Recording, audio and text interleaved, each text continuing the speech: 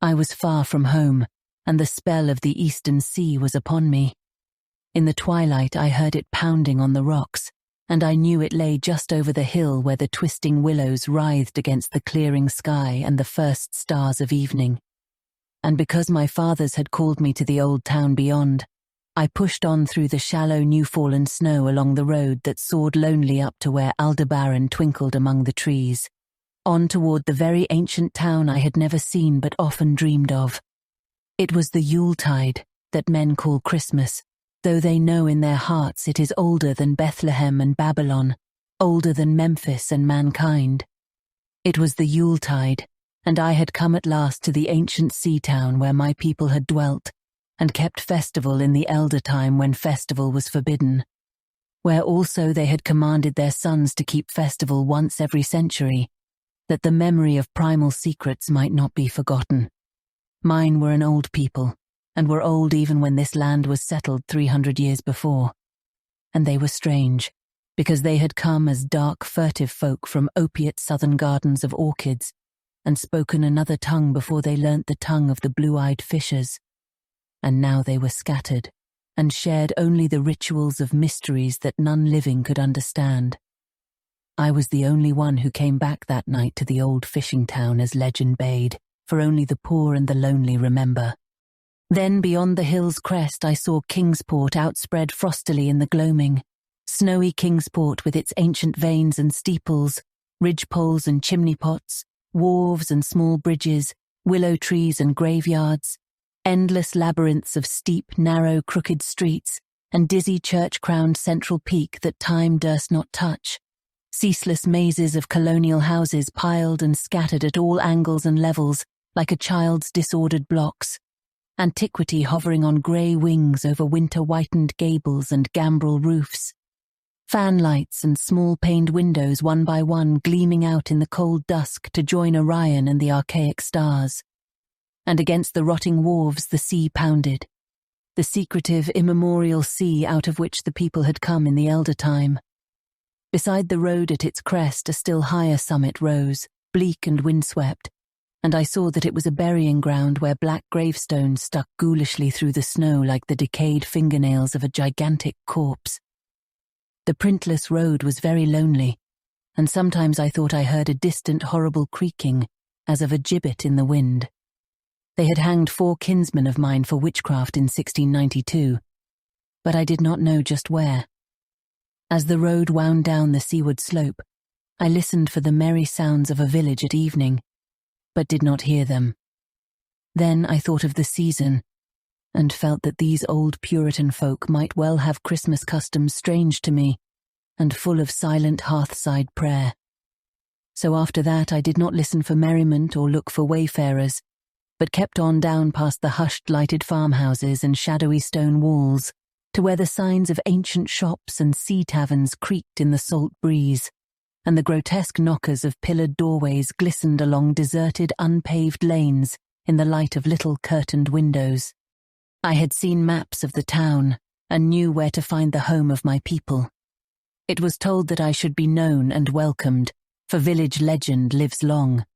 So I hastened through Back Street to Circle Court, and across the fresh snow on the one full flagstone pavement in the town, to where Green Lane leads off behind the market house. The old map still held good, and I had no trouble, though at Arkham they must have lied when they said the trolleys ran to this place, since I saw not a wire overhead. Snow would have hid the rails in any case. I was glad I had chosen to walk, for the white village had seemed very beautiful from the hill, and now I was eager to knock at the door of my people, the 7th house on the left in Green Lane, with an ancient peaked roof and jutting second story, all built before 1650. There were lights inside the house when I came upon it, and I saw from the diamond window panes that it must have been kept very close to its antique state. The upper part overhung the narrow grass-grown street, and nearly met the overhanging part of the house opposite, so that I was almost in a tunnel, with the low stone doorstep wholly free from snow. There was no sidewalk, but many houses had high doors reached by double flights of steps with iron railings. It was an odd scene, and because I was strange to New England, I had never known its like before. though it pleased me. I would have relished it better if there had been footprints in the snow, and people in the streets, and a few windows without drawn curtains. When I sounded the archaic iron knocker, I was half afraid. Some fear had been gathering in me, perhaps because of the strangeness of my heritage, and the bleakness of the evening, and the queerness of the silence in that aged town of curious customs. And when my knock was answered, I was fully afraid, because I had not heard any footsteps before the door creaked open. But I was not afraid long, for the gowned, slippered old man in the doorway had a bland face that reassured me, and though he made signs that he was dumb, he wrote a quaint and ancient welcome with the stylus and wax tablet he carried. He beckoned me into a low, candle-lit room with massive exposed rafters and dark, stiff, sparse furniture of the 17th century. The past was vivid there, for not an attribute was missing. There was a cavernous fireplace and a spinning wheel at which a bent old woman in loose wrapper and deep poke bonnet sat back toward me, silently spinning despite the festive season. An indefinite dampness seemed upon the place, and I marveled that no fire should be blazing. The high-backed settle faced the row of curtained windows at the left and seemed to be occupied, though I was not sure. I did not like everything about what I saw, and felt again the fear I had had.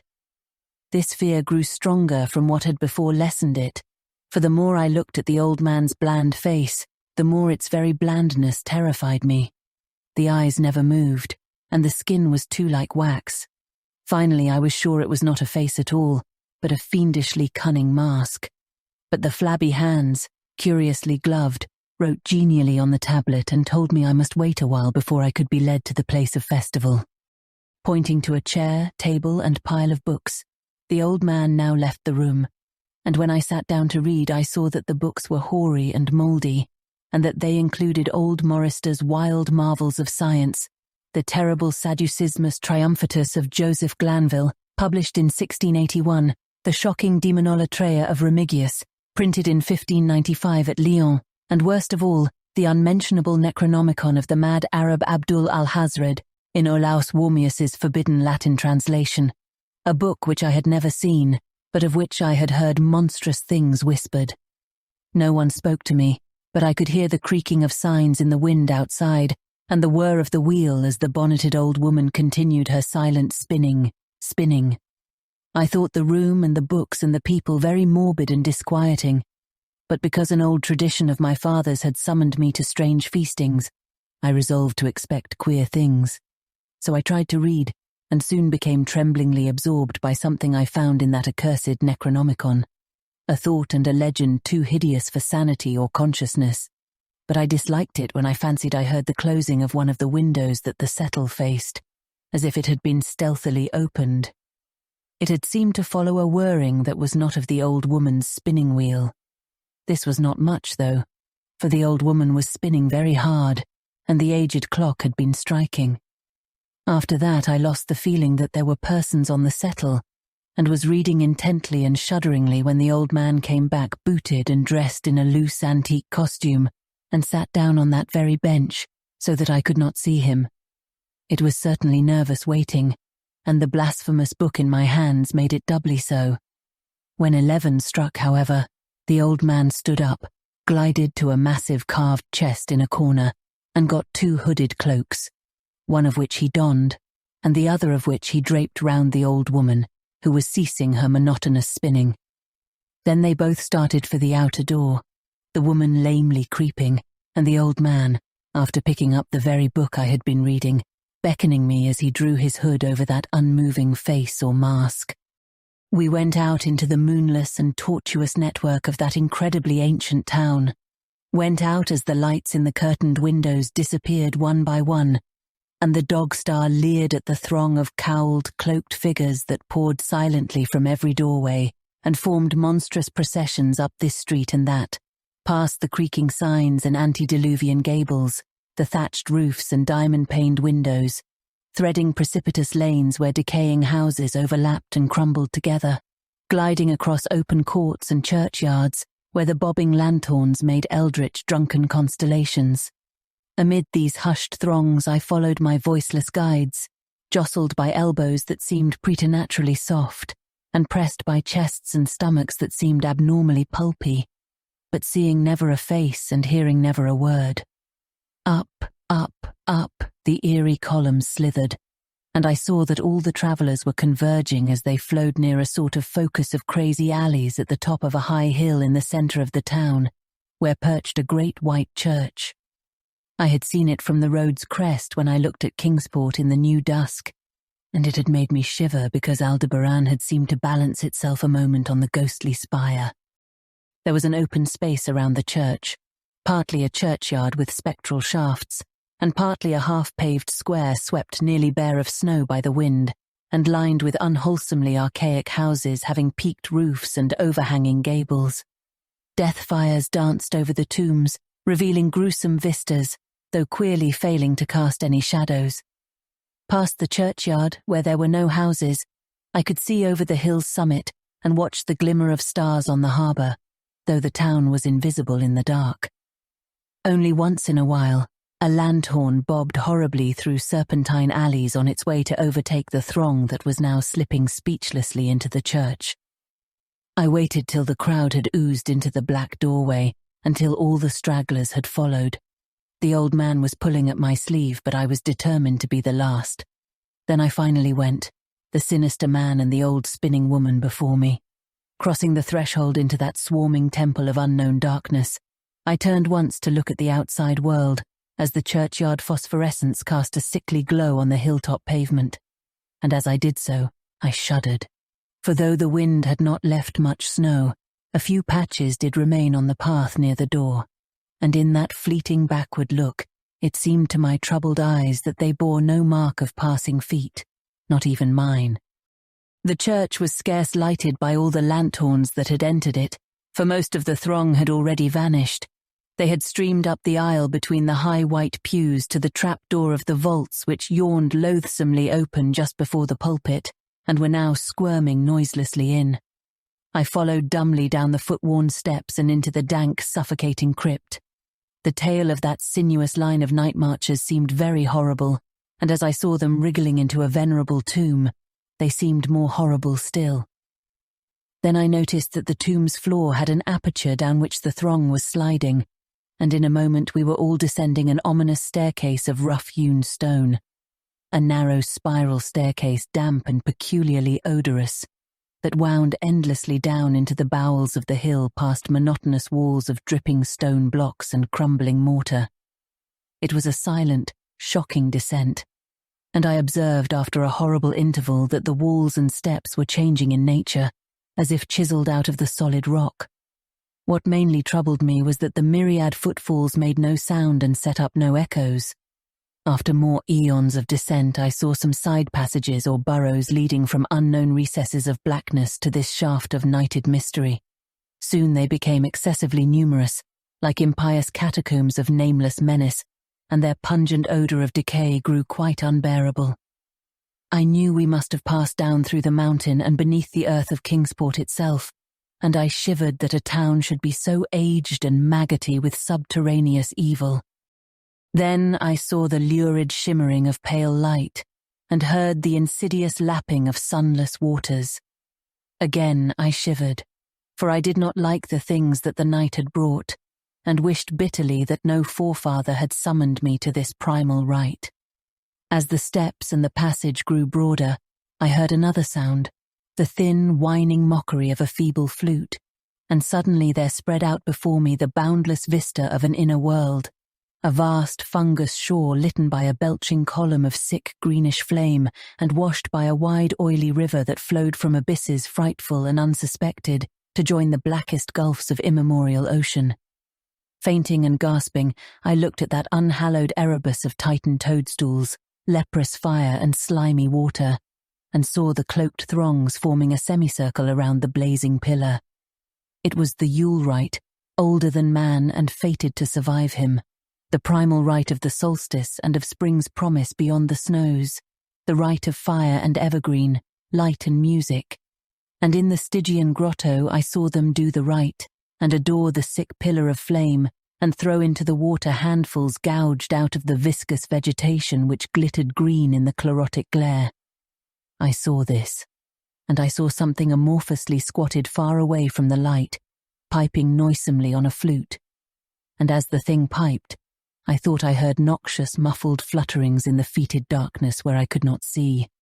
But what frightened me most was that flaming column, spouting volcanically from depths profound and inconceivable, casting no shadows as healthy flame should, and coating the nitrous stone above with a nasty, venomous verdigris. For in all that seething combustion no warmth lay, but only the clamminess of death and corruption. The man who had brought me now squirmed to a point directly beside the hideous flame, and made stiff ceremonial motions to the semicircle he faced. At certain stages of the ritual they did grovelling obeisance, especially when he held above his head that abhorrent Necronomicon he had taken with him, and I shared all the obeisances because I had been summoned to this festival by the writings of my forefathers. Then the old man made a signal to the half-seen flute player in the darkness, which player thereupon changed its feeble drone to a scarce louder drone in another key, precipitating as it did so a horror unthinkable and unexpected. At this horror I sank nearly to the lichened earth, transfixed with a dread not of this nor any world, but only of the mad spaces between the stars. Out of the unimaginable blackness beyond the gangrenous glare of that cold flame, out of the Tartarean leagues through which that oily river rolled uncanny, unheard and unsuspected, there flopped rhythmically a horde of tame, trained, hybrid-winged things that no sound eye could ever wholly grasp or sound brain ever wholly remember. They were not altogether crows, nor moles, nor buzzards, nor ants, nor vampire bats, nor decomposed human beings, but something I cannot and must not recall. They flopped limply along, half with their webbed feet and half with their membranous wings, and as they reached the throng of celebrants, the cowled figures seized and mounted them, and rode off one by one along the reaches of that unlighted river, into pits and galleries of panic where poisoned springs feed frightful and undiscoverable cataracts. The old spinning woman had gone with the throng, and the old man remained only because I had refused when he motioned me to seize an animal and ride like the rest. I saw when I staggered to my feet that the amorphous flute player had rolled out of sight, but that two of the beasts were patiently standing by. As I hung back, the old man produced his stylus and tablet, and wrote that he was the true deputy of my fathers who had founded the Yule worship in this ancient place, that it had been decreed I should come back, and that the most secret mysteries were yet to be performed. He wrote this in a very ancient hand, and when I still hesitated, he pulled from his loose robe a seal ring and a watch, both with my family arms, to prove that he was what he said. But it was a hideous proof, because I knew from old papers that that watch had been buried with my great-great-great-great-grandfather in 1698. Presently the old man drew back his hood and pointed to the family resemblance in his face, but I only shuddered because I was sure that the face was merely a devilish waxen mask.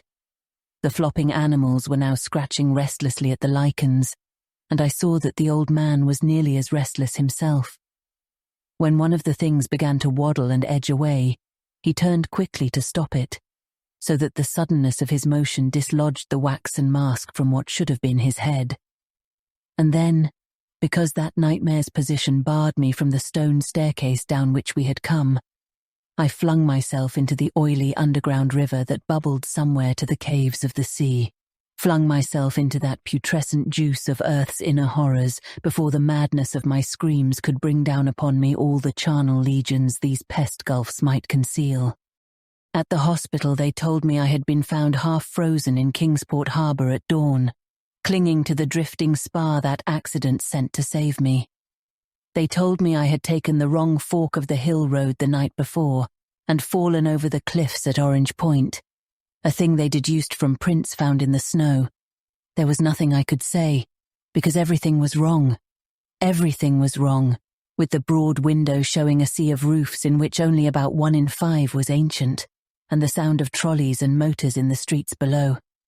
They insisted that this was Kingsport, and I could not deny it.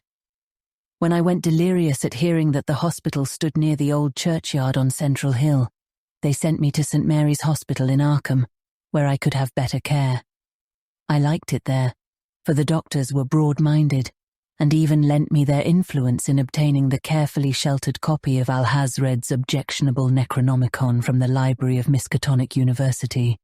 They said something about a psychosis, and agreed I had better get any harassing obsessions off my mind. So I read again that hideous chapter, and shuddered doubly because it was indeed not new to me. I had seen it before, let footprints tell what they might, and where it was I had seen it were best forgotten. There was no one, in waking hours, who could remind me of it, but my dreams are filled with terror, because of phrases I dare not quote. I dare quote only one paragraph, put into such English as I can make from the awkward low Latin. "The nethermost caverns," wrote the mad Arab, "are not for the fathoming of eyes that see, for their marvels are strange and terrific. Cursed the ground where dead thoughts live new and oddly bodied, and evil the mind that is held by no head. Wisely did Ibn Shakabau say that happy is the tomb where no wizard hath lain, and happy the town at night whose wizards are all ashes. For it is of old rumour that the soul of the devil-bought hastes not from his charnel clay, but fats, and instructs the very worm that gnaws, till out of corruption horrid life springs, and the dull scavengers of earth wax crafty to vex it and swell monstrous to plague it. Great holes secretly are digged where earth's pores ought to suffice, and things have learnt to walk that ought to crawl.